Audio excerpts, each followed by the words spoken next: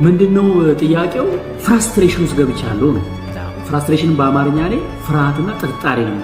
ይሄ በቃ አንዳንድ ሰው እሱ ብቻ ይመስለዋል እንጂ የዓለም ህግ ነው። ልክ ወይ ተቀጥረህ እየሰራህ ከነበረ ወይ ደግሞ ዘመድ ቤት ትኖር ከነበረ የሆነ ምቾት ቀጠና ውስጥ ከነበርክ በኋላ ወስነህ በቃ እዚህ በኋላ እኔ ተቀጥሬ ነው የምሰራው የራሴን ፈጠራዬ አዲስ ነገር የራሴ እኮ ፈጠራዬ ሰው ሁሉ እኮ ያደንቅልኛል ይሄን ፈጠራዬን ቤተሰቦቼ ጓደኞቼ አንተ ግን ለምን በራስህ አሰራም እና የሚሉ ሰዎች አሉ አይደል? ይስተመጪ ነው እኔ ብለህ ወስነህ የራስን ዩቲዩብ ልከፍት ሊሆን ይችላል፣ የራስን ሱቅ ልከፍት ሊሆን ይችላል፣ ምግብ ቤት ልከፍት ሊሆን ይችላል። የተቀጥረህ የነበረው ለቀውት የራስን ስራ ስትጀምር ዩቲዩብ ከሆነ ዩቲዩብ ከፍተህ የመጀመሪያ ቪዲዮውን ስትቀርጽና ስትለቅ የመጨረሻ በቃ ደስታው መካሪ ነው ብያለሁ። መካሪ ሰው ታበረታታለህ። ከዛ በኋላ ያው የመጀመሪያውን ጥይትን ተኮስክ ማለት ነው። ስታየው ወፍ የለም።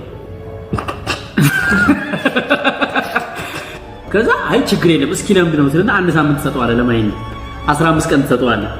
ወር ወፍ የለም፣ 2 ወር ወፍ የለም ትላለህ። ቃል የገቡልህ ሰዎች ስደውል ስልክ አያነሱ ወይም ካንተ ባሰ ችግር ያወሩባል። አደገኛ ችግር ማለት ይሄኔ ምን ይመጣል? ፍራስትሬሽን፣ ጥርጣሬና ፍርሃት። 10 ነጥቦች እነግርሃለሁ። አንተ አሁን እያየህ ያለው ነገር ነው። ዛሬ ለምን አትተው? ዛሬ ላይ አቺቭ ያረካቸው ያሳካቸው ድሎች በጣም ብዙ ናቸው። አንደኛ እድሜ ልክ ሼር ነበር አይደል ስትሰራ የነበረው for the first time የራስ ቢዝነስ ባለቤት ሆናል። ይሄ ድል አይደል? ኤኒቲንግ ነበር አልነበረም? የሼር ነበር ወይ ተቀጣሪ ነበር?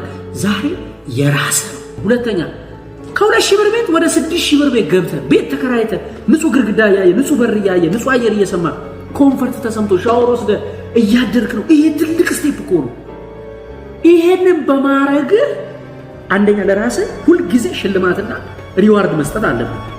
አሁን የመጀመሪያው የጨነቀ ለመሰለህ ከምቾት ቀጠና ስለወጣ ኮምፈርት ዞን ይባላል።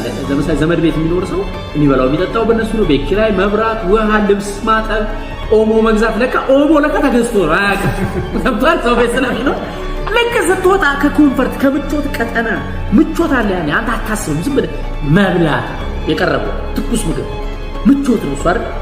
አሁን ግን ሽንኩርት ከትፈህ ሽንኩርቱን ሄደህ ገዝተህ ከሌለ ዱቤ ወስደህ ያማል ጤና ነው የምትበላው። ከምቾት ርቀሃል፣ ከምቾት ቀጠና ወጥተሃል ማለት የመዳን መጀመሪያ